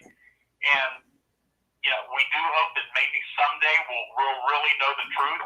I've always kept an open mind about the case. I said years and years ago, I said some of my ideas were that it could have been some very advanced man-made space probe with some type of reentry control capability, some type of secret government or military operation. But I said, I don't think we can completely dismiss the possibility this thing could be something from outside of the Earth. And again, we could talk for days and days about Kecksburg and all the different encounters reporters and witnesses had that night out at seeing the area around where the object fell near Kecksburg. Mm-hmm. There's no doubt that the military was there. I mean, there was local newspaper accounts and national stories about it. Many reporters from the Pittsburgh area came out themselves to that area that night, from newspapers, radio, and TV. Some military trucks, other ones had talked to military people. And there's no doubt they were there. And for the government to respond the way they did, they had to know there was something important that came down. And I have independent military sources and others that confirm to me that the object was taken out of there around 1 o'clock in the morning the next day on a military flatbed tractor trailer to Lockport Air Force Base near Columbus, Ohio. It stayed there under heavy security for a short time, then continued on to Wright-Patterson Air Force Base. And it's an amazing story. Regardless of what it was, it's a very fascinating account. And for those unaware, Wright-Patterson is where the Foreign Technology Division is. So anything foreign, and some people, I remember John Ventry and you having a debate about, John Ventry believed, he I think somewhat arrogantly said, no, case closed. It was a Soviet satellite that came crashing down. But a look at the trajectory and the times involved, to me, left me unconvinced that it was the Soviet satellite. Though, if it was a Soviet satellite, they would have went and cordoned off the area, collected it, and sent it to Wright-Patterson, right? Oh, sure. We would have done that for sure because we wanted to study that technology. Actually, John Ventry, his theory was there was something called a GE Mark II reentry vehicle, if I recall. And interestingly, that he brought that out during the 50th anniversary of the case, as I remember. But I also remember that I believe it was 3 other different sources all came out with other theories on what the object was, and they were all different. So everybody can't be right, and everybody believes they're right. I can only tell you there's so much to the story, and there's certain details that I still have not talked about, so I have enough confirmation about. But there's a lot more to this, and you got to remember, whatever this object was, it was moving relatively slowly within miles before it fell. It came in from the greater Pittsburgh area, out over the city of Greensburg, moved out to Route 30 east of town, made a turn to the south. Yeah, and that's another thing. It made 90-degree turns, and many people described that it appeared to be under intelligent control. So to me, a crashing Russian satellite wouldn't fit the bill here. And also, I try to pride myself that math is sometimes the answer. People don't like math, but if you look at the available data on this Soviet satellite, it appears to me that would have crashed in Canada. It wouldn't have made its way all the way into the United States and Pennsylvania. But that's based on my math, and I'm not a rocket scientist, but other people have concurred and agreed with me on that. So, do you think that it being a Russian satellite is can you really can we take that out as a possible explanation in your mind? Yeah, there's been some very good articles been written on the internet that you can find about this. The one was in the IUR that Leslie Keane wrote about when she did her investigation into the case. You can still find it. I'm sure if you go to Google. Mm-hmm. And anyhow, there's a lot of data. That was Cosmos 96. And the interesting thing was it re-entered Earth's atmosphere about 3:18 a.m. in the morning on the same date. But this incident of the object fall was about 4:47 in the afternoon that afternoon. And there's a lot of new data in more recent years has come out, which pretty much eliminates Cosmos 96. Yeah, I would tend to agree with you. That was my when I was first really reading and digesting everything I could on the case. My best explanation was the Cosmos 96, but it felt like the further I got into the story, the more I couldn't believe that anymore. And it's interesting. I'm showing images of the recreation of the acorn-shaped craft. You said it was about the size of a Volkswagen Beetle, correct? Well, witnesses who saw it at a distance said on the truck it looked like about the size of a Volkswagen Beetle. Some of the local residents who saw the thing fall into the woods that afternoon went down right after they saw it, and they found this large metallic acorn-shaped object, kind of an off-gold bronze color, about the 10 to 12 feet in length, about 8 to 10 feet in diameter, semi-buried in the ground. There was no weld marks, no seams, no fuselage, like one solid piece of metal. Mm-hmm. Yeah, very, very interesting. And other people have, this Kecksburg, one of the reasons that Kecksburg is so interesting to me is because when you start going down the rabbit hole gets deeper and deeper. So other people have suggested that this object bore some resemblance and had something to do with the Nazi Bell project, the Glocke, which was supposedly some kind of anti-gravity or time travel experiment the Nazis were doing in the late 1930s, early 1940s. And I even heard an account of somebody claiming that somebody with a Nazi uniform got out of the Kecksburg capsule here. What have you heard about this part of the story? And do you find it at all credible? Because mostly I don't find that part of the story credible. I can only tell you there have been numerous theories from the time it happens. One of them, of course, is the Glock. I've never seen any evidence of any connection between the two. I've really never seen any evidence that the Glock became an actual working project. Yeah, me neither. And again, I keep an open mind to all possibilities, but I've never seen anything that would indicate that. Yeah, I think sometimes people take an existing story and they add to it, right? And Right. you know, but the one thing I will say is that if you look up the Nazi Bell and you look at the Kecksburg, like the recreation, you know, it's pretty similar. You know, it looks close. They're both acorn kind of shaped objects. So I guess I can understand why people would make the connection, but I find most of the stories of the Nazi UFOs and UFO programs to be sensationalized stuff that was really created after the war by tabloid newspapers. Just like we have the National Enquirer, there's tabloid newspapers in England that were claiming that the Nazis had the honeyboo and the Glocke and flying saucers, but there's no physical evidence that these things were ever real. They're cool though. I love the Nazi flying saucers like the honeyboo, and I've got models of these, but I don't know that they were ever real, you know? One of the witnesses that night who stood only a few feet away from the object, most of his life he worked as a machinist. He worked with metals.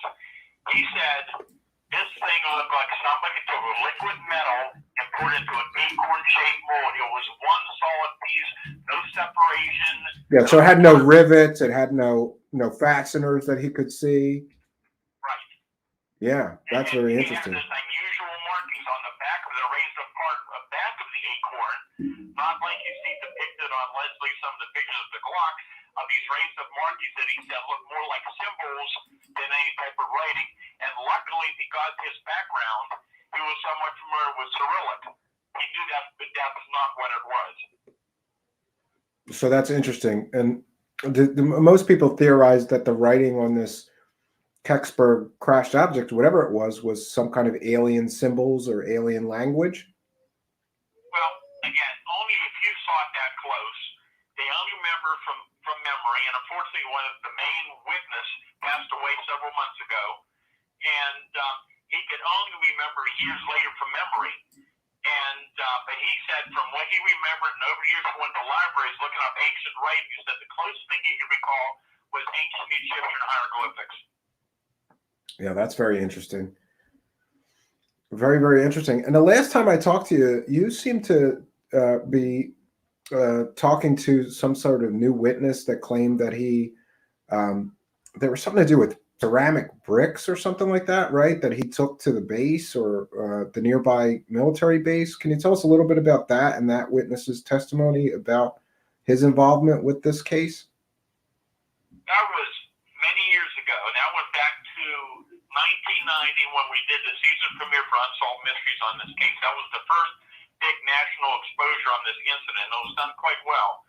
And there were multitudes of people that contacted me with information afterwards. Some were local people who had never come forward. Some were people who used to live in this area and moved away. There were anonymous tips that came in. But there's one fellow, and I'll get this to you briefly here because unfortunately I'm going to have to be going. I've got something else going on. Sure, I apologize. Sure. That's okay. But anyhow, this fellow's name was Myron. He is now deceased. He was from Ohio. He was a truck driver. And he said, I saw it on the TV. He said, I guess I'm allowed to talk about it now that it's been out to the public.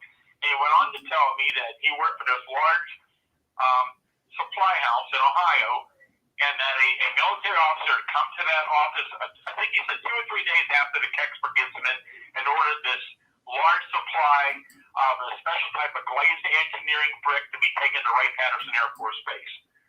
And so anyhow, what I found out later, there was another truck driver involved, and for a long time he didn't want to talk to us about it, but then he finally did. He confirmed the story. That other truck driver was escorted into Wright-Patterson, told to do his job, and when he got there the first day by himself, he saw a military flatbed trailer with a tarped object outside this building. When he and Myron went there the next day, the flatbed trailer was there with the tarp laying over it, but the object was not there. But Myron, they have two trucks now that are unloading all these bricks. And he sees these guys whose white coveralls with sidearms and periodically changing their outer clothing. And at one point, he didn't see anybody around. He went and snuck in the building, and he sees up on scaffolding this large metallic acorn-shaped object with odd symbols on it. There's ladders on it. These guys are climbing up it and apparently trying to open this thing up. And apparently at one point they realized he didn't have proper clearance. He was threatened, and he was told that if you talk about what you saw, we'll throw away the key. Yeah, and which in prison, throw away the key. But in 20 years, this will all be public knowledge, which of course that didn't happen. So that's the shorter part of the story.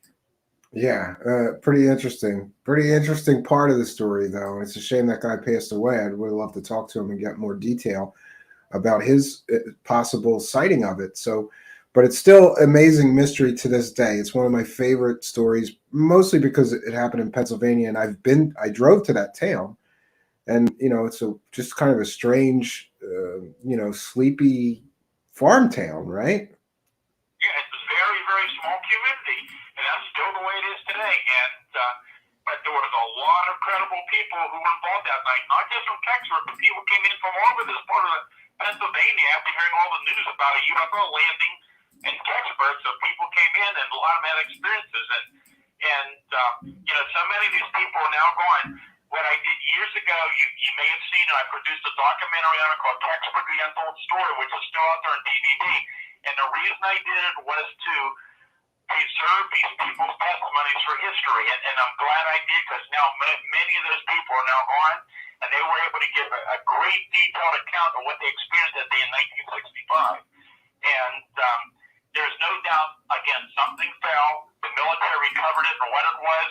Well, maybe someday we'll have a true answer. Yeah, and I hope we get to it soon, because I've been following this mystery since I first heard about it, probably when I was a kid. Like it was in a UFO book, but there was just like a 1-page mention of it and description of it, or maybe 2 or 3 pages of some larger UFO book. Well, I did hear you say that you got a skedaddle, so I appreciate you taking the time. And I'm glad that we could welcome you here on our new show. I got a much bigger bullhorn now here, Stan, and part of that reason for that is because people like you helped me when I started to start doing this kind of a show. So I'm in your debt. Thank you for always being willing to give me a hand to talk about these strange and mysterious subjects. Well, I'm glad that you had me back on. I'm glad your show's doing well. People can go to my website, which is stangordon.info, and you'll find a lot of fascinating stories and more recent reports on there as well, with all kind of stuff, with Bigfoot, cryptids, all kind of incidents on there. And my books are available, by the way, on Amazon.com and BarnesandNoble.com, and they have a lot of really amazing, well-documented cases from Pennsylvania. Yeah, just put Stan Gordon's name in either Google, and you'll find his website. It's one of the first search results that comes up. Or if you're looking for his books, I highly encourage you to go to Amazon or Barnes & Noble and just put his name, Stan Gordon, Gordon, in the search bar, and all of his books pop up. He's been at this for 60-plus years. Congratulations, 6 decades of doing this. You're a crazier man than me, Stan Gordon. Well, hey, it's something to do, and it's every day it's a new mystery, it seems almost. Yeah, well, I hope you'll come back again and talk about some other mysteries with us. And I want to thank you once again for doing this. You have a great evening. All right, thanks for having me on. Appreciate it. All right, thanks, Stan. I hope we talk again soon. Good night. Good night. All right, thanks, Mr. Gordon. Wow, what a great interview, friends. Mr. Gordon is like the first guy that I ever interviewed when I started this crazy journey. not many people were returning my calls. They would say, "What show?" Because nobody knew who I was, and nobody really cared to help me do a show when I had no audience. So I just want to recognize Mr. Gordon for that, because he was great. He was just like, "Sure, what time do you want to do it? What are we talking about?" And I told him that we would do a whole show just on Kecksburg, and we did. And that's available right now on this channel. It's the first Midnight Hour episode. So please do, if you're not already a subscriber, hit that subscribe button, hit that notification bell, and you'll know about new shows. And you can come here with when we do the live shows. You can ask questions, offer comments, or interact with us through the live chat. And also the original interview that I did with him on the Kecksburg UFO crash, you may have some interest in that. He has been following that story since he was a child. He heard the local reports. It happened in the area he grew up in, or very nearby. So he heard the local reports on the radio, and he started following the story. He started collecting newspaper clippings of the story, even as a child. And to this day, it's just amazing to me that he started looking into that story or having an interest in it right as a child. And to this day, Mr. Gordon is recognized as perhaps the world's leading expert on the Kecksburg UFO crash. So I encourage you to check out his website. It's stangordon.info. And if you're interested in his books, which I believe are very well researched and very well written, I know there was some chatter in the live chat. There's always some negative person, saying, "Oh, where's the evidence?" There's evidence in the books. I've got a couple of his books. Sometimes he's got pictures. They show casts of the Bigfoot creatures. This is an elusive subject, and if it was as easy as just, making films, everybody would have the evidence already. But I just want to mention that we're always respectful to guests here. So, if you have questions or comments for a guest, even if you're skeptical of their stories, that's perfectly fine. But, calling a guy a liar because he's here offering his time, volunteering, we don't pay any guests here. So all the guests are volunteers. We want to be very respectful to them. He's here recounting experiences. He's here recounting his own experiences and, recounting stories that he has taken part in, taking people's testimony about what they've experienced. So calling him a liar is a little off base, more than a little. I don't know. Maybe it's just me, but I got a lot of respect for Mr. Gordon, and I would hope that all members of the live chat would at least be respectful. Pix is here asking, did you see the latest on Dodie and Anjali disputing each other on Anjali's time in Intel? No, I haven't. But I'll catch up on that when I get a chance. Everybody's always giving me homework. So I'm going to dedicate, I saw an old friend here in the live chat, so I just want to say hello to them. Shout out. They know who they are. Boy, went on some adventures with that guy.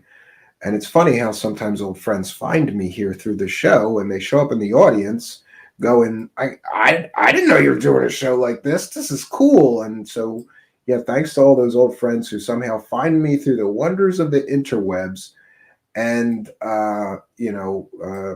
catch up, It's always fun to see that. And Pix agreeing with, that it's a crazy time when Pix agrees with me, saying Stan Gordon deserves our respect. The man's been investigating UFOs, aliens, Bigfoot, dogmen, shadow creatures, Black Panther sightings and cryptid creatures for 60 plus years. So to me, that alone is worthy of respect, right? Andy Perthier says, Dodie and Anjali, Jeebus, too bizarre. UFO land is bonkers. Yeah, absolutely it is. So I wasn't paying quite close attention, and I'm not sure if there's any super chats, but I'm going to check on the mail. For those that don't know, this is a viewer-supported show, and if you want to support the show, the best way that you can do it is to throw money at me. You'll see a little cash button down there in the live chat. You just hit that and put in however much money you want to send us. You may have to put in a credit or debit card if it's the first time you've ever sent a super chat, but it's very easy. And then you can throw money at us. We call out, we read every single super chat every single night. And we read and thank every single person that sends a super chat. None tonight. So if anybody wants to get them in, we'll be wrapping things up shortly. Please do so shortly. Otherwise, we're going to wrap things up here and call it a quick one. I didn't give him a time for the interview. So, honestly, when I have somebody that's a great guest like him, I just let them decide. If he's got an hour or an hour and 15 minutes to give us, then great. That's how long the interview was going to be. Rockstar8970 Abel says, well, it was fun. Yeah, I agree with you. I always love talking to Stan. And instead of catching up offline, I thought we would just do it right online. Yes, Patrick Sheehan offering a very astute observation, saying Stan Gordon has never tried to purposefully fool anyone. No, he just goes out and investigates, and then he tells people what people said or what he found or what their experience was like. I don't find any problem with that whatsoever. I don't consider him in the same class as any of the UFO hucksters or Bigfoot hucksters. And if you do get his books, he's a lot more matter of fact in the books, and dates, times, people he talked to, witnesses. If there's any evidence, there's an inclusion of that, right? Stacy BDF is here and says, "Great show as always. Have a good night, all." Yeah, I thank you for your kind words, right?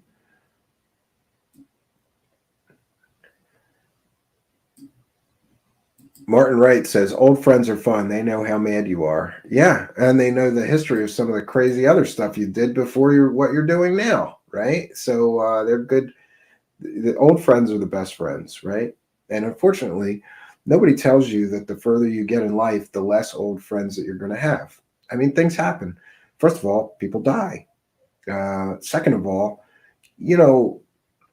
especially a lot of my old friends that I grew up with, male friends, like, you get a wife and kids and a job and you're busy and you just don't have time. I remember when I was a teenager, we'd spend like 80 hours a week just hanging out with my friends, doing different stuff. And you just don't have that kind of time the older that you get. But it's always good to catch up with some old friends. Patrick Sheehan with a kind and generous $4.99 super sticker, longtime supporter of the show. Thank you for your continued support of the show. This is a viewer-supported show. So one of the best ways to support me is to hit that super chat button down there and throw some money in our hat. It really does help us to keep the show going. You can also become a Patreon supporter for as little as $1 a month, or send me a PayPal donation. I have not checked the PayPal donations in a while, so I'm going to do that, and we'll see. We read every single donation sent to us. We read and we thank everybody.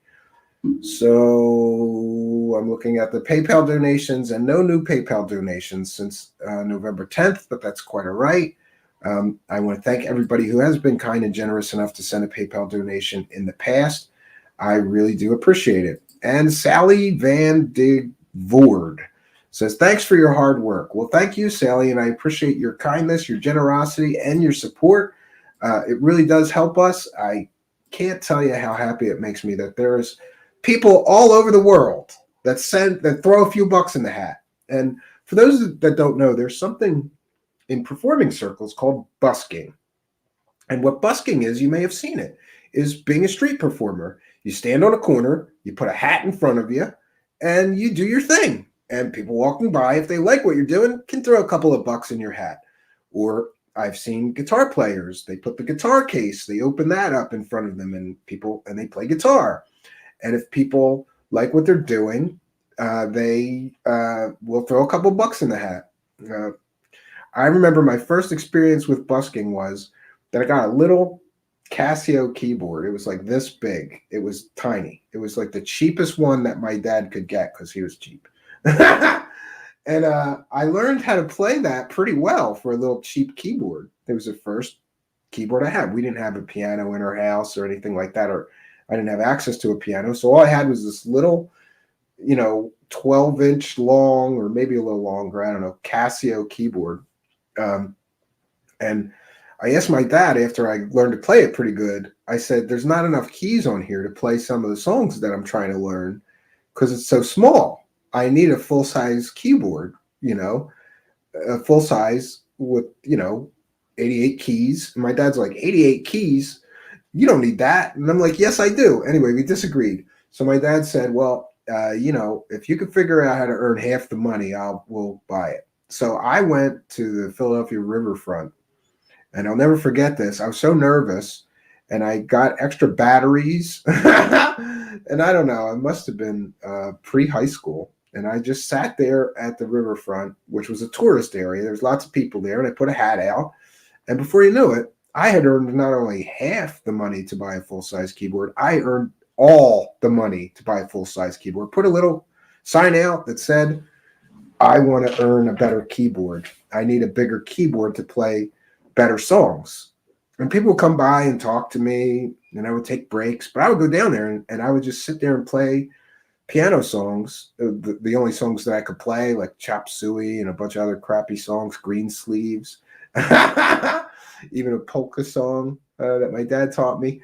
Anyway, I learned then that if you're a guy that is really trying, people don't mind.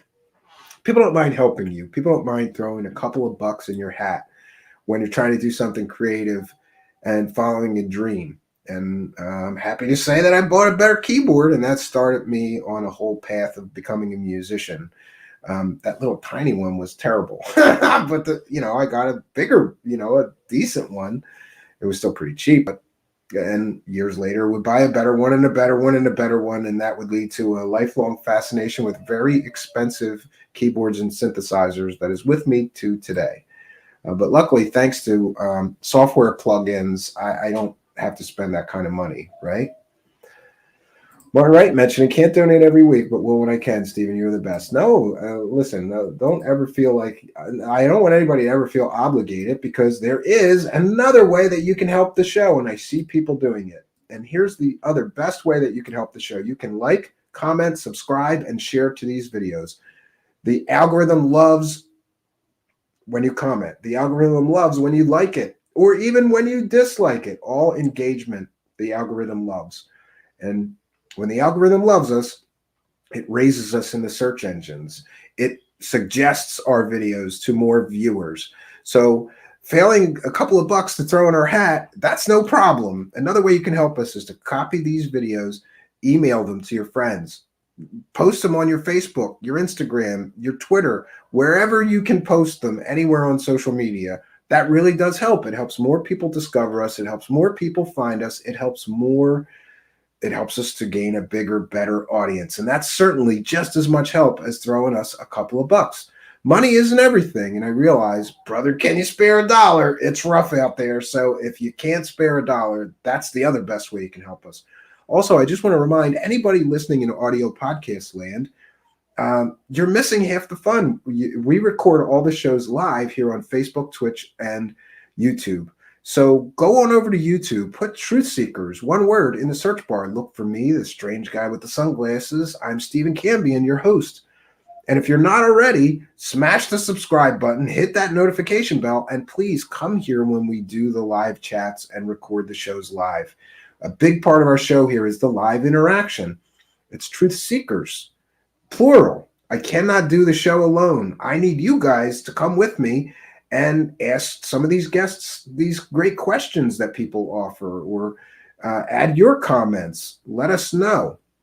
We love the interactivity here, and I believe you will too. We've got a great bunch of people in chat here, and it really would be fun for us to have you as well. You are most welcome, whether you're a skeptic, a believer.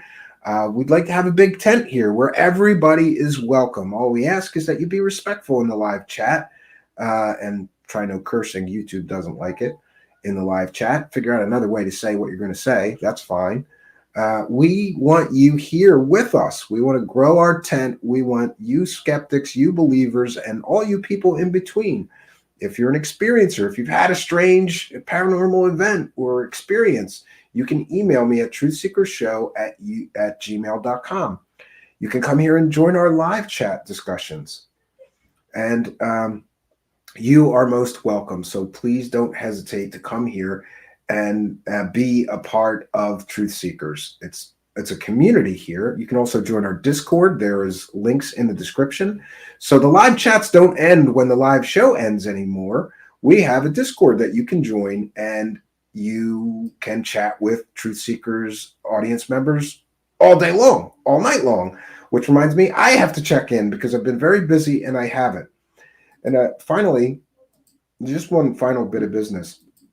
I'm not blaming anybody or anything. Really, I don't want anybody to get the wrong opinion, but somebody was in the comments saying, hey, you say you answer emails, and I emailed you, and you didn't email me back. But I did reply to him about what he emailed me in the YouTube comments. So I guess going forward, if somebody's going to have a problem with the accuracy of what I say, I said I message everybody who emails me back. That's what I said. What I should say is I try to reply to everybody with questions or, whatever. But people have to realize that as this thing grows, doing that is no longer a 20-minute endeavor every day. It could sometimes be hours. I've gotten 10 emails today and 22 YouTube comments. So while I can't always reply to every single person anymore, I'm going to try. And if you really have something important to communicate to me, email it to me a few times. Remind me. I'm a human. I get busy. I forget. And in that person's case, yeah, he emailed me, and then I told him to email me again. And then I replied to him what I thought was sufficient. Like, I have that case on my list and I have to look into it more. And as soon as I've completed my work on that case, we'll do a whole show on that case you want me to cover. My point is that,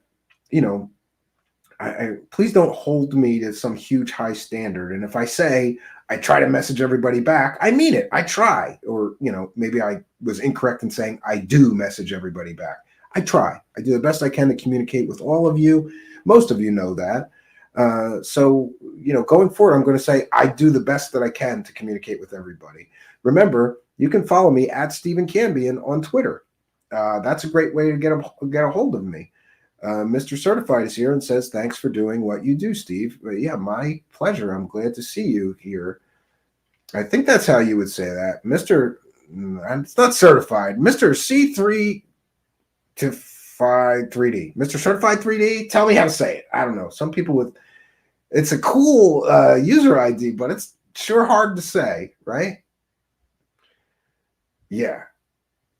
Yeah, Dustin Miles says, wasn't me, I just got here. No, and listen, I'm not upset with what that person said. They're accurate. I said I return all the emails, and sometimes I don't, but I still try to communicate with him, and I thought that was sufficient. So, it is what it is. This is just stuff that happens, and I'm trying to address it I'm always honest with my audience, and I'm trying to be in this case. So I want to thank each and every person that helped us today to praise the cash, right? That's a good way to help us, is to send some money our way. And when I started this show, knowing that I was going to have to be constantly asking people for money, I didn't really know how to do it. So what I decided to do is go to the experts. Do you know who's experts at asking people and getting people to send money in? Televangelists. They're the best at it. Nobody is better than those guys at somehow motivating people to part with their hard-earned money and give it to them. So I am going to just lean on those guys as I say, first of all, thanks to all the Super Chat donators and donators in general, and to the Patreon supporters and to the PayPal donators.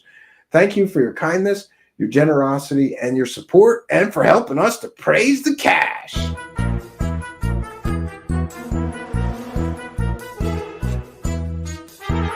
You're watching Truth Seekers. Praise the cash, praise the cash.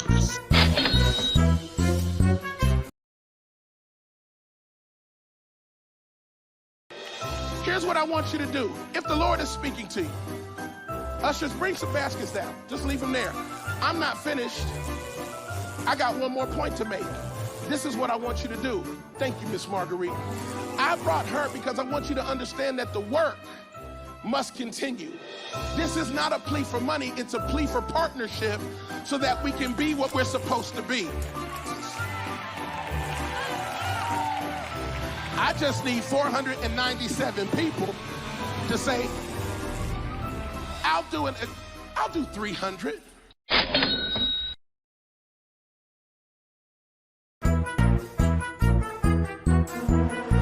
Praise the gas, praise the gas, praise the gas. I like being able to help others. I like being able to fulfill my dreams, and you know, it takes money to do what we're doing. That's why God gives you influence to help the world, to make it a better place. We don't ask for money, and people send in millions of dollars to help us keep the broadcast on the air. I don't think there's anything wrong with having a nice place to live and being blessed. And money should never be the focus of your life. If that's all you're doing, that's shallow. It should be to be a blessing to others.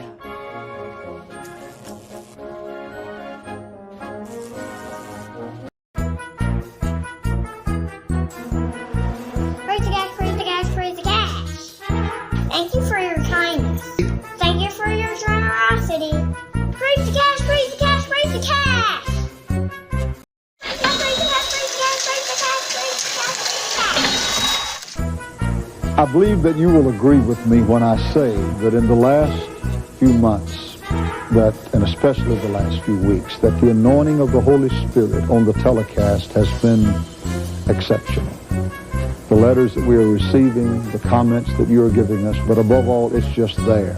And we thank the Lord so much for it, because it is the anointing that breaks the yoke. It breaks that yoke asunder, whatever the yoke may be.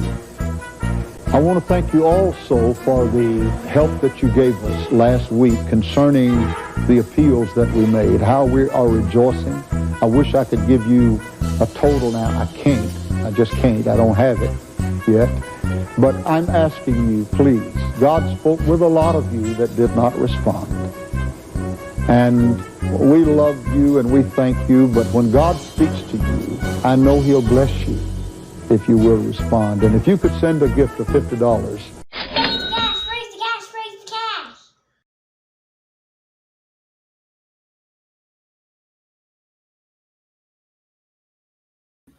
the gas. Somebody's mentioning that Swaggart got busted with a gay prostitute. Yes, I believe that he did. I believe that he did.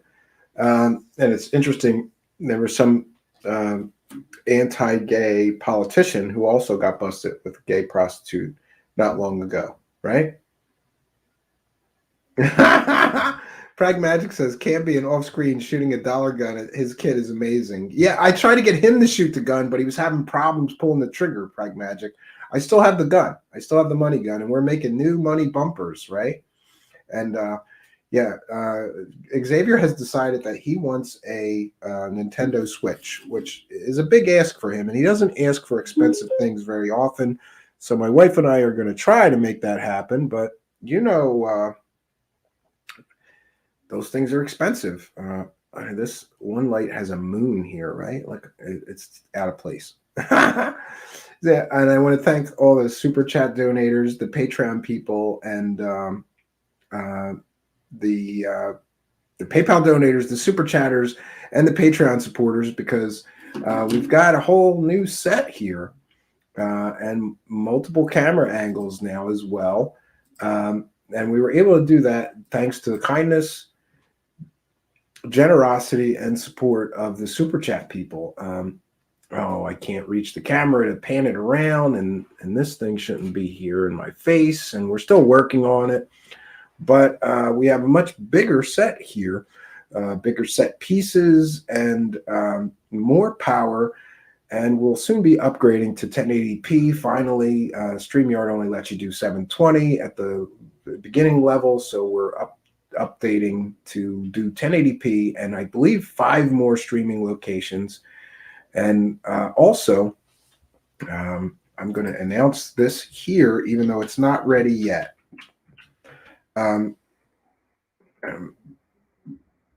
We have expanded and are now available most of the Truth Seekers shows, the total Truth Seekers shows, are now available on Odyssey, which is something I'm very, very happy about.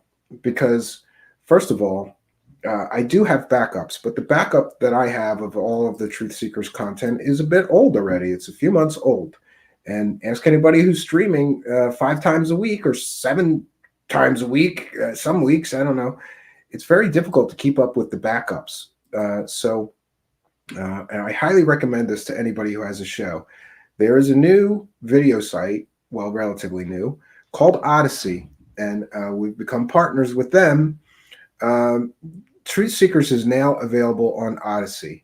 And one of the great things is if you sign up for Odyssey and you have a YouTube channel with good content on it, they will take all of your YouTube content and pull it into Odyssey. It's just a few clicks and they do it. Now, unfortunately, this is not it is not a flawless process. What do I mean by that? They pulled in all but our very latest videos, and now I have to start uploading the latest videos to Odyssey every time. In other words, every time we make a new video.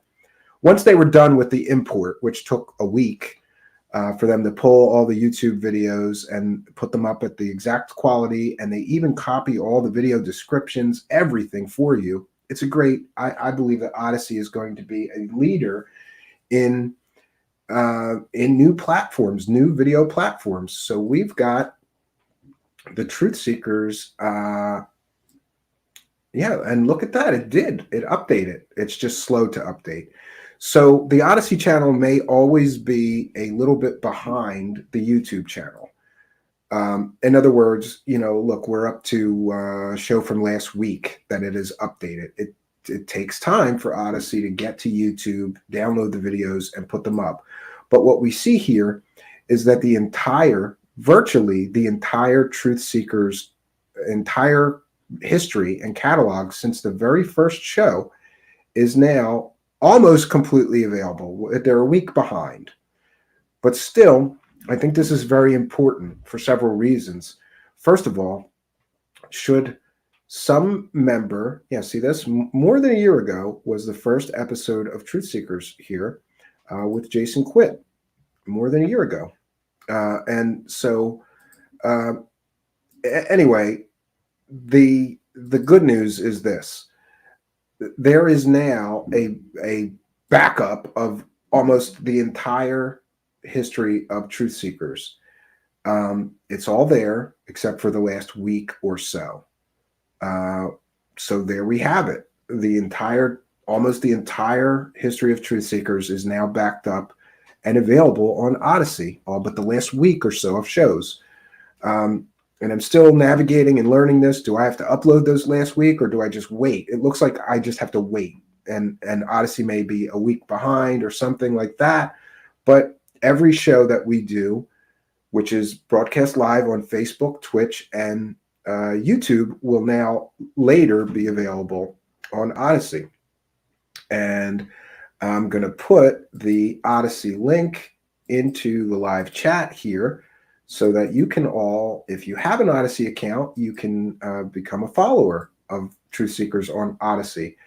And if you don't have an Odyssey account, it's very quick and easy to sign up for an Odyssey account. And I highly recommend that you do that. And Odyssey also has this interesting way of paying content creators because they give you some kind of crypto credits. But I'm told that the crypto credits work out to about $1 per one. In other words, there's some exchange rate. Maybe it's 80 cents. Sometimes maybe it's $1.10 other times. But one of their crypto credits is equal to about $1. And we can see in a very short time, I'm already up to $23 on Odyssey. So I want to thank people who are on Odyssey. You send credits to content creators that you like. And I'm not sure who or why, but we're already up to Odyssey. We're already up to $23, which is great. And they give daily rewards and other things. But my main interest in signing up for Odyssey really is that YouTube can be a very dangerous place lately. I could have a guest on that could say the letter of the alphabet, and my entire channel could be deleted. I could have a guest on, even though I inform guests we don't talk about the current health crisis or any of that stuff, could start talking about that. YouTube doesn't like it. They could stamp out. My entire channel could just be deleted. It's very scary for a content creator, especially one that's a little lazy about backups. But now we see, thanks to Odyssey, and I want to thank them. My experience so far with this platform has been amazing. I signed up. A few clicks later, they're importing every video I've ever made on YouTube, a year's worth, and it was done in about a week. Not sure if they're going to catch up or pardon me. Almost made it through today without coughing and hacking up a lung. So the good news is that should anything terrible happen with YouTube, in other words, if I get strikes, if the channel gets deleted, whatever, I'm not going to worry so much anymore, because now there is a backup. There is a backup plan in place. There is a backup video platform in place for Truthseekers right now. Now I don't anticipate problems with our YouTube channel because we're being very careful. I'm even coming up with a handout to give to guests saying, please don't talk about this. Please don't talk about that. Because to me, it's just not worth the hassles to talk about the few subjects that the platform has decided it would prefer people not speak about, right? There's just some subjects that you don't want to talk about on some platforms, and we're a guest here, so I have to respect the platform's wishes. It's not my platform. I'm a guest here. But we've got Truthseekers on Odyssey now. Yeah, and I want to thank Area 503 for informing us about that and getting me to sign up. And I think he sent me a few credits as well. So thanks to Area 503. Check out his YouTube channel. He's also mirroring all of his content on Odyssey, which I think is a very good thing to do. UAP Collective is here. Speaking my language, Juno 60, Juno 2, Jupiter 6, Jupiter 8, Jupiter 4, Memory Moog, Pro 1, Yamaha CS30, Korg MS20, TB303, I have a TB303, TR909, TR808, CR78. Yeah, I've got an old Korg Poly 800. I've got Yamaha DX70. I've got a lot of weird old synths, and I love them. UAP Collective. Nice to see you here. I'm trying to get build a recording studio back up again. I used to have a big commercial studio with plenty of room, and now things are a little tight as far as room goes here. But we still manage to produce at least a few songs a month, and those go on Patreon. So I'm going to play us out, actually, with one of my new songs. It's called The War Is Won, and it's from my new album that God knows when I'm going to finish it. I need to complete a few more songs, but I'm working very hard on actually completing it now. And if you're a Patreon supporter for as little as $1 a month, you get the album for free, or you've been getting it. I think we're up to 16 or 17 songs of the album, which will be 20 songs in length, is already on Patreon. Now, those are the first mixes, so all of the songs, I'm going to complete 4 more songs, and those will be on Patreon, and then I'm going to remix the entire album more properly. But that will be on Patreon. The whole new mix of the 20-song total album will be on Patreon, so it'll be free for all you Patreon supporters. But we will be selling it when it's finished, and I believe we're going to sell it for $20, which includes a digital download and a physical CD. When's the last time you bought a CD? I'm going to try to twist your arm and make you buy mine. I just think that the digital downloads are fine, but people like getting that physical thing. And I'm willing to mail out the CDs to everybody who purchases this new album of mine. Also worthy of note is that my entire life I have hidden behind band names. And part of that was practical because I had some books on the music industry which taught me that bands sell a lot more albums than solo artists. So I just made up a band. And my first project was just me and a bunch of synthesizers and drum machines and noisemakers and, you know, distortion boxes. But I called it a band. And later I would do this, do that again. And later I did it again. My latest album is Six Design Shared It. It's a 7-hour long concept album. And I called that band Dreams in the Dark because I felt like the old band, which had a lot of my old friends who had moved on and done other things, weren't around to play on it anymore. It didn't feel appropriate still calling it the old band name. So we came up with Dreams in the Dark. But this new album of mine will be the first album that I'm just putting my name on. I'm not going to hide behind a band name. It'll be the first true solo album I've ever produced, even though most of the albums I've ever been involved with or produced were largely solo efforts with others helping.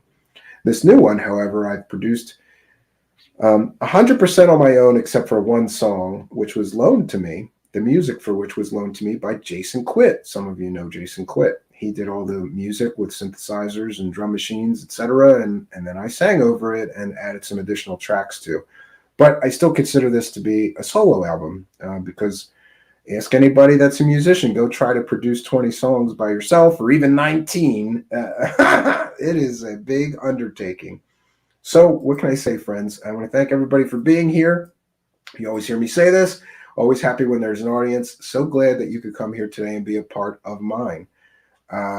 I am glad that we could reconnect with Stan Gordon. He's the first guy that I've ever interviewed. He helped me start my show, the first show. And I've always been in his debt for that because a lot of people wouldn't help me when I started, but he graciously volunteered to do so. Tonight we got a little bit of an update from him. Hope to have him back as a regular guest. And I hope you enjoyed it. So I'm going to play us out with my new song. It's called The War Is Won. So until next time, friends, my name is Stephen Cambion. Good night, and God bless all of you.